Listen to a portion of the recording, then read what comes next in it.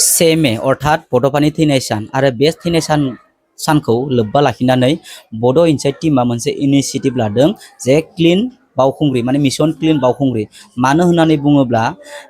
दाख्लै बावखुंग्रि फेस्टिभेल जाबाय बे बावखुंग्रि फेस्टिभेलाव गोबाङानो बेयाव हाजो गाखोनो थाङो आरो बे हाजो गाखोनाय समाव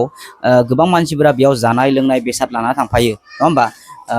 कुल ड्रिंक्सनिफ्राय लानानै दै बथल सोरबा बियार बथल बायदिसिना अनेक आरो थ' बे मुवा बेसादफोरखौ बै हाजोआव माने हाजो गाखोनाय समाव गोजौसिम लांनानै बिथांमोना बेयाव जाहोयो लोंहोयो खिन्थु बे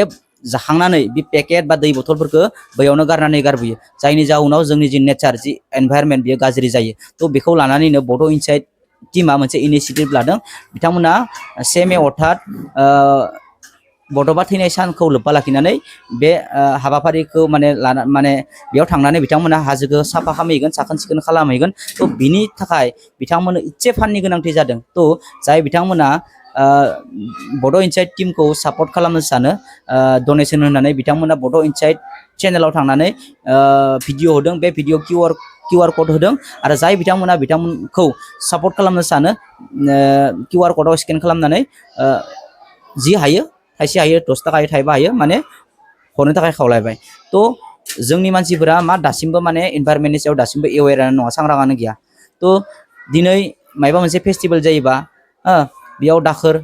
माने जायो डास्टबिन होबाबो बेयाव डास्टबिनखौ बाहाया थ' ओरैबायदि थ' दा बे बावखुंग्रि फेस्टिभेलाव बेबायदिनो जादों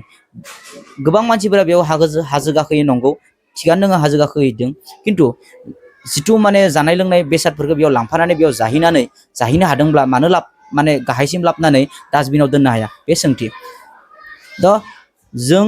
जोंनि नेचारखौ जोंनो साखोन सिखोन लाखिनांगोन नङा होमबा थ' बेखायनो बिथांमोनखौ सापर्ट खालामनो थाखाय आं गुरै खावलायहरदों आरो जाय बिथांमोनखौ माने डनेसन होनानै सापर्ट खालामनो सानो थाबैनो बिसोरनि माने जि फेसबुक पेज बड' इनसाइट चेनेल बेयाव थांनानै किउआर कडाव स्केन खालामनानै जि हायो थाइसे हायो थाइनै हायो नोंथांमोना जि हरनो गोसो हरबानो जाबाय आरो सापर्ट खालामबानो जाबाय गोजोन्थों।